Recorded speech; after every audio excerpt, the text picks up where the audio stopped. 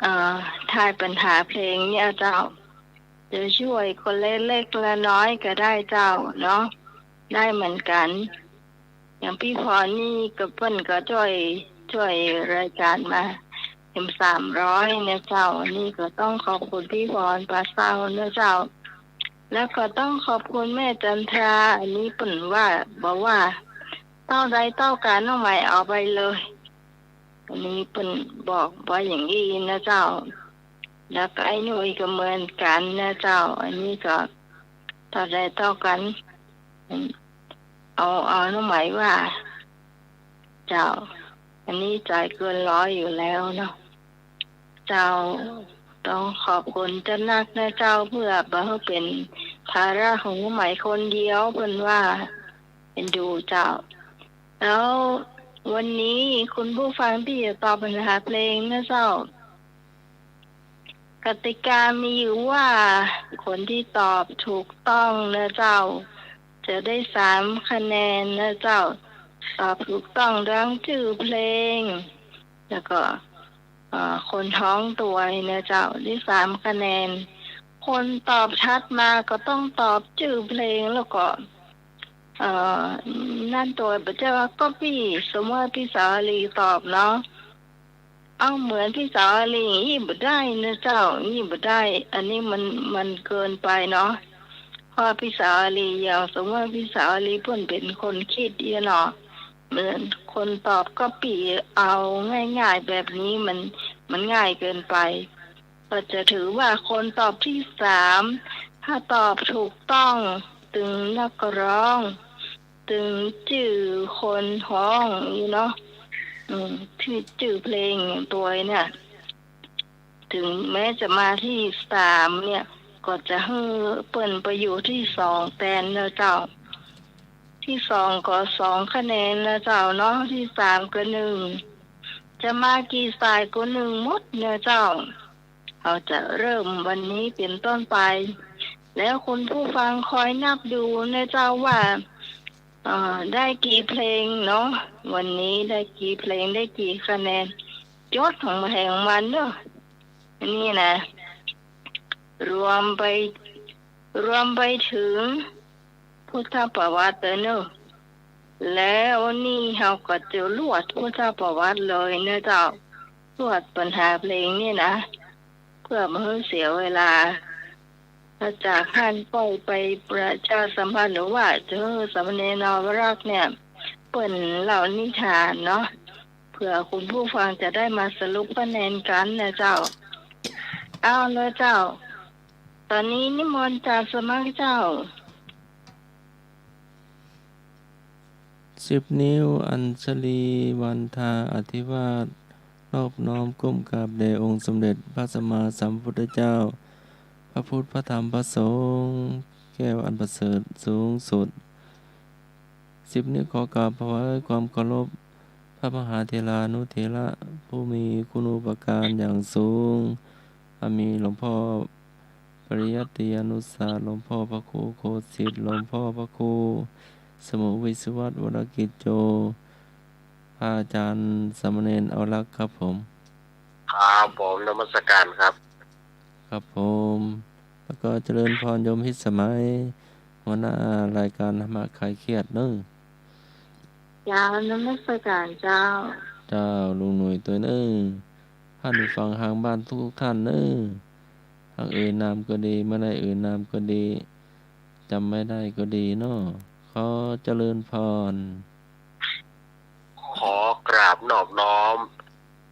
ยังคุณพระติตรัยรัตนผ่านแพ้วพระเกี่ยวเจ้าทั้ง3ประการไม่มีพระพุทธพระธรรมพระสงฆ์อันเป็นสรณะที่เปิ่งของหมู่เฮาทั้งหลายขอกราบไหว้สาบุญญาบารมีธรรมท่านอาจารย์ท่านพระครูสมุวิสุวัตวรกิจโจผู้อำนวยการสถานีวิทยุคลื่นพระพุทธศาสนาการศึกษาและวัฒนธรรม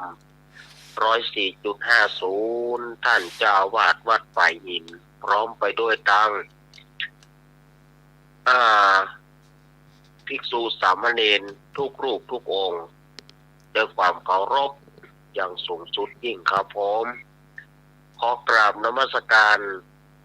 ท่านอาจารย์ท่านพระครูใบดิกาสมัครยานศิโลด้วยความเคารพครับผม ครับผม แล้วก็สวัสดีโยมปี่พิสมัยผู้ดำเนินรายการมัสการเจ้าแล้วก็สวัสดีลุงหนุ่ยเทรนเนอร์แล้วก็เจริญปอนคณะสัตยาติโยมศรัทธาสาธุชนคนดีเฮาทุกท่านวันนี้อาตมาภาพ ต้องขออภัยด้านซุ้มเสียงเพราะว่าเป็นไข้หนักมา2 วันแล้วศรัทธาญาติโยม โอ้ไข้ครั้งนี้สาหัสสากันฉันเข้ามาได้เลยศรัทธาญาติโยมเฮ้ยฉันเข้ามาได้2 วันทัดกันวันนี้ก็ เสียงก็เลยบอกให้ดีแต่ใดเนาะเพราะอาการไข้ก็ยังมีน้อยๆอยู่เมื่อว่าฉันเข้ามาได้กินได้ก็ก๋วยเตี๋ยวเนาะมันดูมาได้เลยนะโยมปี่เฮ้ยแต่ก็รายการของเฮาก็ยังบ่ละ ยังเก่งก็ยังได้มามาจากับศรัทธาญาติโยมเนี่ยก่อนเนาะก็วันนี้ก็ฟ้าฝนก็เดียวก็แม่กะวันนี้นะวันค่ำนี่ก็หาย้างนี่นะฝนก็หายุดมันไปมั้งล่ะมันไปกับลมมั้งล่ะเจ้าไปหลายที่หลายทางเนอะฝนวันนี้นะพายุมาแต่ใหม่เนาะเนื่องจากศรัทธาญาติโยมก็ระมัดระวังเน้อเนาะเพราะว่าเพิ่นว่าเตา X22 23จะมีฝนนักนี่นะ โอ้มันเติมมาต้านรายการเฮาเนี่ยเรื่องรายการเฮานี่นะเนาะไม่ชอบแต่ว่าโมโหจ้ะน่ะตะกี้ลุงหนุ่ยก็บอกว่าบาตาตัวโนฟ้าเมฆ โอ้ฟังเสียงก็ขลึ่งแต่นี่เนาะตาเกิดลุงหนุ่ยบาตาเกิดลุงหนุ่ยอยู่กลางแจ้งครับนายแฟนหน่อยหรอเขาหมอบไปเนาะ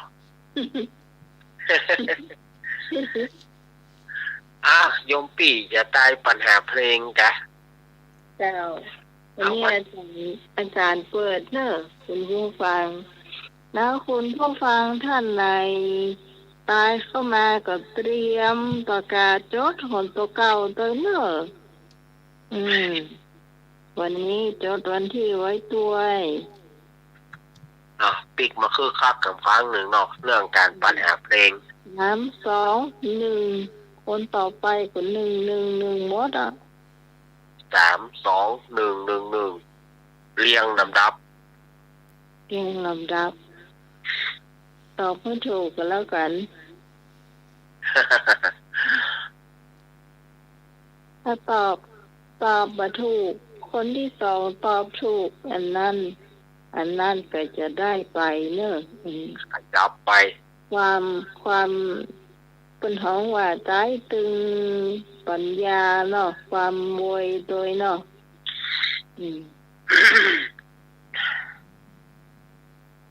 ความจำเก่าที่คืนนะมาบวกกับมือหัวตัวเก่าตัวโคตรเจ้าตัดท่อครั้งนี้เข้มข้นเหมือนเมื่อก่อนเนาะเข้มข้นกะระยะเมินโดยหล่อหลายเดือนเลยที่จะเล่นเดือนปีที่แล้วนี่เดือนสุดท้ายเดือนเดียวเดือนธันวาเนาะแม่ละ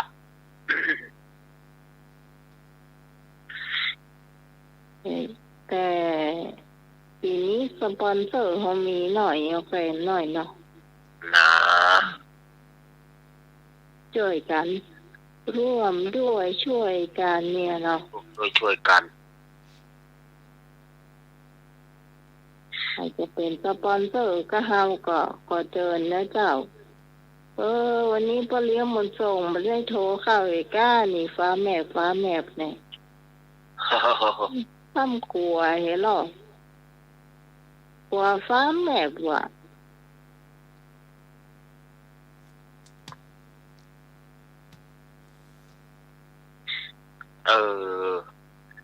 เนาะฝากความคือเติงหาท่านอาจารย์นิพนธ์เนอะได้ข่าวว่าเนี่ยก็พระเจ้าเปิ้นโกนนี่แกอ๋อเจ้าพระเจ้าเปิ้นโกนจะได้เป็นกำลังใจอันอาจารย์นิพนธ์นะครับเด้อจะเป็นพระเจ้าองค์ใดมั้งเนาะ